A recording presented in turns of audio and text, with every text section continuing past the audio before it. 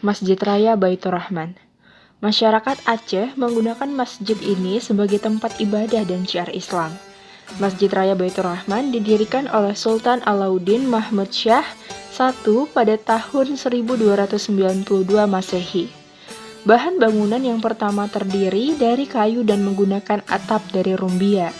Belanda sempat menguasai masjid selama penyerbuan di Aceh pada tahun 1873 di bawah komando Jenderal Kohler. Masjid Raya Baitur Rahman pernah dibakar oleh Belanda pada tahun 1874 saat penyerbuan kedua. Belanda memutuskan untuk membangun kembali masjid pada tanggal 9 Oktober 1879.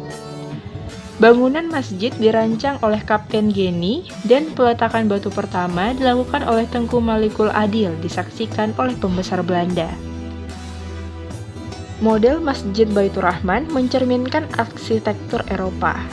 Kubah masjid hanya satu sampai awal tahun 1935. Setelahnya, masjid diperluas sehingga menambah 2 kubah lagi.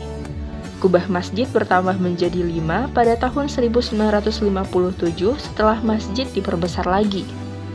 Masjid Raya Baitur Rahman dipugar tahun 1979 dipugar dalam proyek pembinaan dan pemeliharaan, peninggalan sejarah dan purbakala. Denah masjid berbentuk 4 segi, dengan pintu masuk berupa relung-relung tanpa daun pintu. Di bagian atas dihiasi dengan menara-menara, kaligrafi Islam terpajang pada dinding ruangan. Sedangkan pada jendela dan pintu terdapat hiasan, seperti segi 4, belah ketupat, sulur, dan bunga. Ruang ibadah memiliki tiang-tiang dengan hiasan lengkungan, daun, dan garis-garis.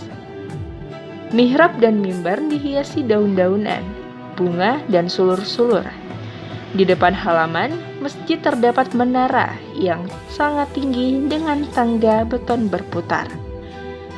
Atap masjid berbentuk kubah berjumlah 5 buah dengan hiasan memolo, berbentuk bulat di puncak kubah. Masjid Raya Baitur Rahman adalah simbol agama, budaya, semangat, kekuatan, serta perjuangan dan nasionalis. Sepanjang sejarahnya, kegunaan Masjid Raya Baitur Rahman sangat banyak. Tidak terbatas untuk kegiatan keagamaan saja.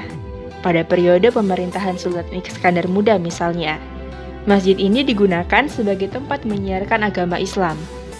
Bahkan, pada masa itu tidak hanya penuntut ilmu dari warga lokal yang datang ke masjid ini, tetapi juga para pendatang dari Melayu, Persia, Arab, dan Turki misalnya.